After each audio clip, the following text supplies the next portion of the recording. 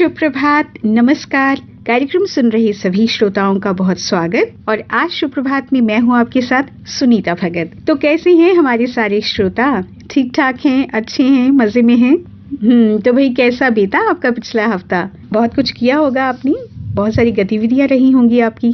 जिंदगी है तो भाई हलचल तो रहती ही है ना? और वैसे भी हलचल होती रहनी चाहिए, वरना तो बस वही नीरसता, बोझिलता और ऐसा तो नहीं चाहेंगे ना आप। हाँ, आजकल हमारे शहर में भी काफी हलचल है।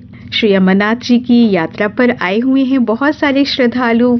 जगह जगह हम लंगर लगे हुए देख रहे हैं और जो श्रद्धालु हैं वो दर्शन भी कर रहे हैं और साथ ही साथ हमारे शहर की सैर भी कर रहे हैं। बाजारों में रौनक दिख रही है तो अच्छा लग रहा है। वैसे हलचल एक बात की और भी है, वो हलचल है मौसम की। अब कुछ दिन पहले देखी ना, कितनी उमस थी, कितनी गर्मी थी, और फिर अब 1-2 दिन से मौसम सुहावना हो गया। वो जो बृहस्पतिवार की रात से बारिश हुई, उससे थोड़ा मौसम बदला। कल भी मौसम ठीक ठाक ही रहा और मुझे पूरी आशा है कि आज भी ना मौसम सुहावना ही रहेगा। तो हलचल की बात मैं कर रही थी, तो पिछले दिनों वैसे श्रोताओं हमारे खेलों की दुनिया में भी बहुत हलचल रही। जानते ही होंगे आप, हमारी जो नीरज चोपड़ा हैं, भाला फेंक खिलाड़ी, उन्होंने फिर से एक गोल्ड मेडल जीता है। तो इस तरह की अच्छी हलचल चाहे किसी भी क्षेत्र में हो, होती ही रहनी चाहिए।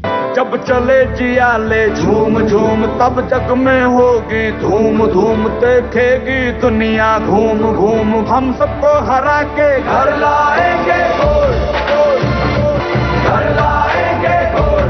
चल राही लेके जोश जोश, है लक्ष्य का इनको होश होश। कभी इनको न देना दोष दोष, हम सबको हरा के घर लाएंगे गोल्ड। हम घर लाएंगे गोल्ड गोल्ड, हम घर लाएंगे गोल्ड गोल्ड, हम घर लाएंगे गोल्ड गोल्ड। हम सबको हरा के घर लाएंगे गोल्ड गोल्ड। ऐसे गीत सुनते हैं ना जब हम, तो खेल के परिणाम का अंदाजा हमें हो जाता है, हार जीत का अंदाजा भी हो जाता है। गीतों के जरिए, संगीत के जरिए तो भाई हमें पता चलता ही है कि खेल का अंदाज क्या है और हार जीत कहाँ हो रही है। तो ऐसे ही श्रोताओं, स्पोर्ट्स जर्नलिस्ट अपने शब्दों से, अपनी बातों से एक पूरी तस्वीर पेश कर देते हैं आपके सामने। आखिर किस खेल में क्या हो रहा है और खेल संसार के बारे में हर तरह की जानकारी आप तक पहुंचाता है।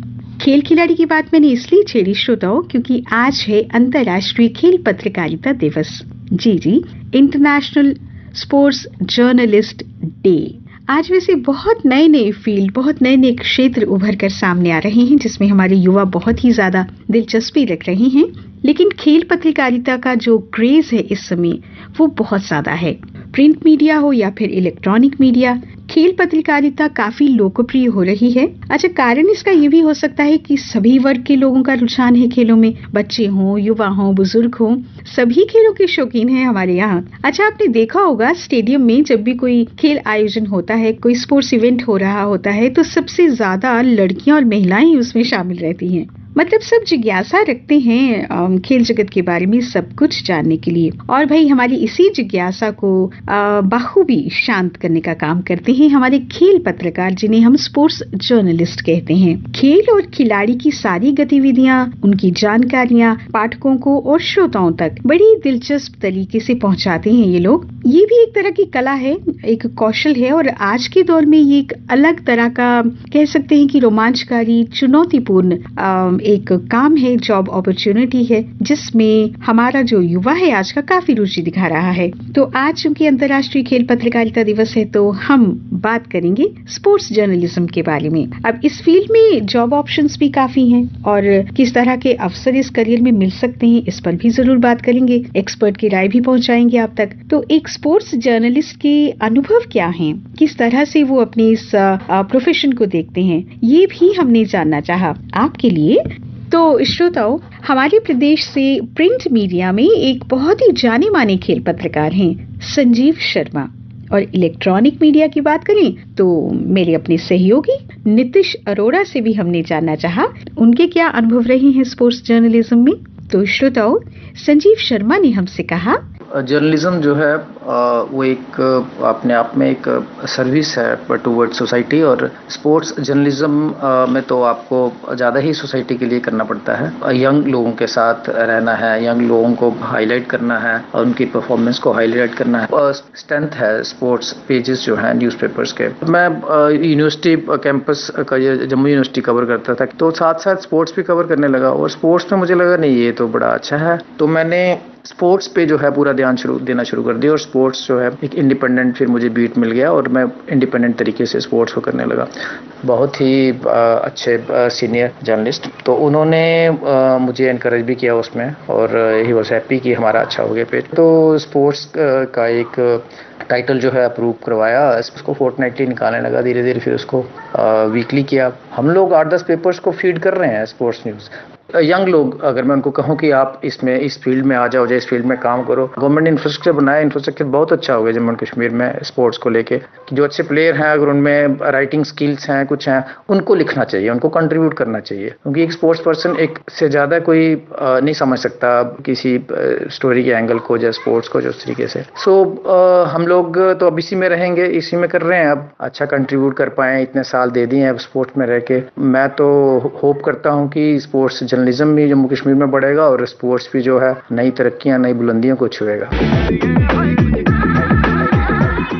संजीव शर्मा एक जाना माना नाम है खेल पत्रकारिता में। अपनी कौशल से यकीनन एक जगह बनाई है इन्होंने प्रिंट मीडिया में। तो अच्छा लगा इन्हें सुनकर, शुभकामनाएं देते हुए इनका हम धन्यवाद करते हैं। और अब खेल खिलाड़ियों की दुनिया से रेडियो खेल कार्यक्रमों की प्रस्तुति और पत्रकारिता से जुड़े हुए अपने साथी ब्रॉडकास्टर नीतीश अरोड़ा की बात पहुंचानी है आप तक। श्रोताओ, रेडियो जम्मू के लिए वर्षों खेल पत्रकारिता कर चुके हैं और अपना अनुभव हम सबके साथ साझा कर रहे हैं।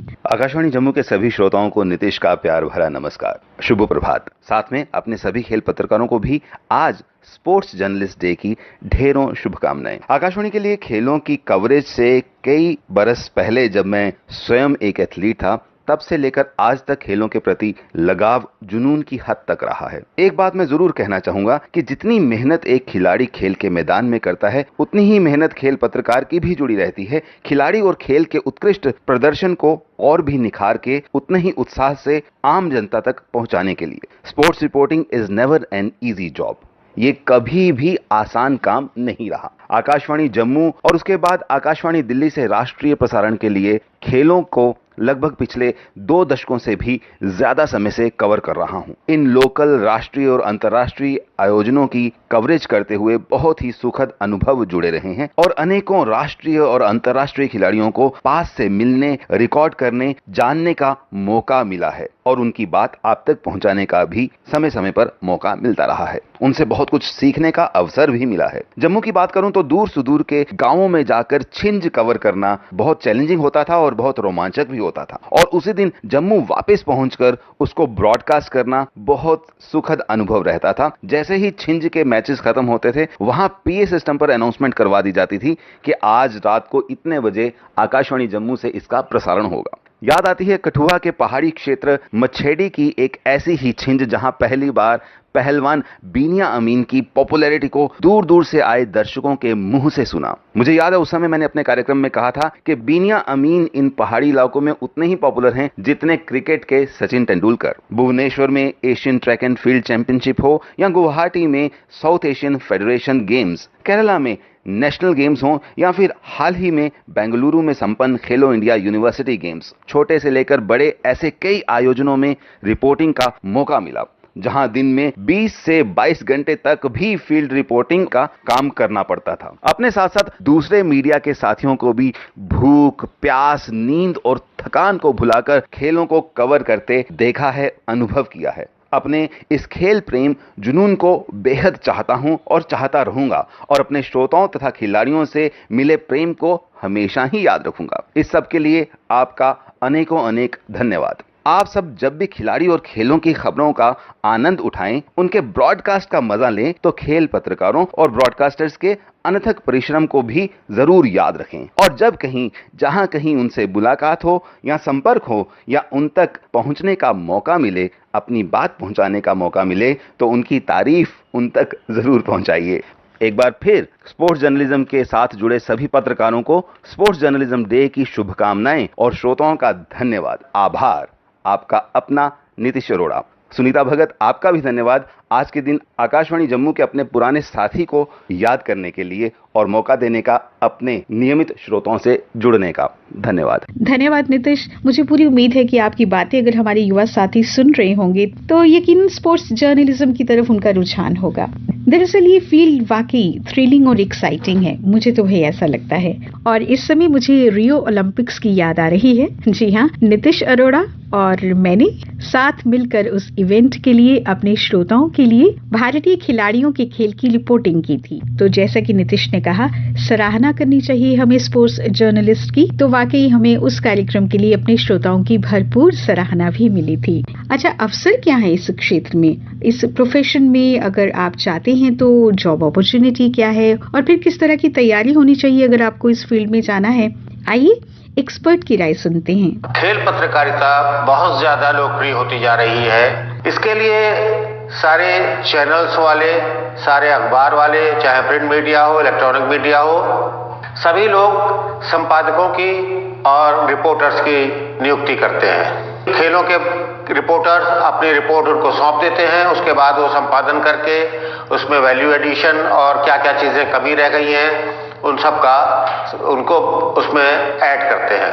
अगर किसी दूसरे देशों में ये आयोजन हो रहे हैं तो सभी प्रिंट मीडिया और इलेक्ट्रॉनिक मीडिया अपने रिपोर्टर्स, अपने एडिटर्स को वहां भेजते हैं, जो कि कई दिन पहले से जाकर वहां उसके बारे में पूरी स्टडी करते हैं और वहां से अपनी रिपोर्टिंग करते हैं। इस प्रकार यदि आप खेल पत्रकारिता में जाते हो तो आपको विभिन्न देशों को घूमने का मौका तो मिलता ही है, साथ ही इसमें पैसा भी बहुत मिलता है। खेल पत्रकारिता करने के लिए हमें कुछ बातों का ध्यान रखना होता है। जैसे जिस खेल के बारे में हम रिपोर्टिंग कर रहे हैं उसके बारे में तथा उसके सदस्यों के बारे में हमें पूरी जानकारी होनी चाहिए। इसके अलावा जिस खेल की भी कवरेज की जा रही है, जो रिपोर्टर कर रहा है, उसको उसके नियमों की पूरी जानकारी होनी चाहिए और इससे जुड़ी शब्दावली, जितने भी खेल होते हैं उनसे जुड़ी एक शब्दावली होती है और उसके साइन होते हैं। इसके अलावा जब हम रिपोर्टर कोई कवरेज कर रहा है तो उसकी रेफरी या अंपायर से कोई सहमति या असहमति उसकी नहीं होनी चाहिए। एक तैयारी ये भी रिपोर्टर की होनी चाहिए कि जब वो किसी भी मैच को कवर कर रहा है तो उसका इंट्रो किस प्रकार लिखा जाएगा, उसके बाद उसका पूरा विवरण कैसे आएगा, फिर उसमें स्कोर दिया जाना है, हेडिंग कितनी अट्रैक्टिव हो कि तुरंत लोगों को कैच करे और लोग उसको उसके प्रति ध्यान दें। और इसके अलावा जो सबसे महत्वपूर्ण है पत्रकारिता के लिए, यानी भाषा का ज्ञान, हमें अच्छी भाषा का ज्ञान होना चाहिए और किसी भी खेल से संबंधित शब्दावली का ज्ञान होना चाहिए। धन्यवाद।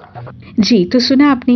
अब देखिए ना, बड़े बड़े खेल आयोजन जो होते हैं, ओलंपिक्स हैं या एशियाड हैं, फिर क्रिकेट, हॉकी, फुटबॉल, किसी भी मैच की सीरीज हो, सभी चैनल और सभी समाचार पत्र जो हैं कई दिनों पहले से ही इन सब की कवरेज शुरू कर देते हैं और भाई यहीं से काम शुरू हो जाता है स्पोर्ट्स जर्नलिस्ट का। तो श्रोताओ, हम तो ये जान पाए कि स्पोर्ट्स जर्नलिज्म के फील्ड में आपका जो कौशल है, फिर आपकी रुचि है, आपकी लगन, मेहनत और कम्युनिकेशन स्किल, फिर रिसर्च वर्क, इन सब में अगर आप बहुत अच्छे हैं ना तो आप एक अच्छे स्पोर्ट्स जर्नलिस्ट बन सकते हैं। सही जानकारी, सही आंकड़े, हर पल की रिपोर्ट, हर गतिविधि पर नजर रखते हुए, स्पोर्ट्स इवेंट को कवर करते हुए हम तक हर सूचना पहुंचाते हैं हमारे ये स्पोर्ट्स जर्नलिस्ट। तो हमारे स्पोर्ट्स जर्नलिस्ट खेलों की दुनिया का हर एक समाचार आप तक पहुंचाते हैं। तो श्रोताओ, सुप्रभात में आज हम बात कर रहे थे अंतर्राष्ट्रीय खेल पत्रकारिता दिवस की। हमारे जो स्पोर्ट्स जर्नलिस्ट हैं उनकी बात हमने की। तो आज का ये जो दिन है, खेल जगत की खबरें देने वाली मीडिया के श्रेष्ठ कामों को सम्मानित करने का दिन भी होता है। तो आज पूरी दुनिया में खेल अगर बहुत ज्यादा कह सकते हैं कि लोकप्रियता के शिखर पर है तो काफी कुछ उसका जो श्रेय है ना वो खेल पत्रकारिता को ही जाता है। तो चलते चलते आपको ये भी बता दूं, कल यानी 3 जुलाई को प्लास्टिक बैग फ्री डे भी है। प्लास्टिक, पॉलीथीन, इन सब से छुटकारा पाना है हमें, तो भाई इसके बारे में भी जरूर सोचिएगा। कोशिश कीजिएगा कि प्लास्टिक का इस्तेमाल आप बिल्कुल भी ना करें और पॉलीथीन बैग्स तो बाजार से बिल्कुल भी नहीं लाएंगे। घर से ही बैग ले जाइए, कपड़े का, कागज का या फिर जूट का। तो इस तरह से पर्यावरण को बचाने में आप अपनी भूमिका निभा सकते हैं। तो भाई इसी अच्छी बात के साथ श्रोताओ, आज का ये जो कार्यक्रम है मैं यहीं पर समाप्त कर रही हूँ। अगले शनिवार को फिर मिलूंगी आपसे, तो हमारा प्रसारण सुनते रहिएगा, अपना ख्याल रखिएगा। और हाँ, हमारे यहाँ जो मेहमान आए हैं आजकल अमरनाथ यात्रा पर, उनकी भी हर संभव सहायता जरूर कीजिएगा। तो अब मैं चलूं, दीजिए मुझे अनुमति। नमस्कार।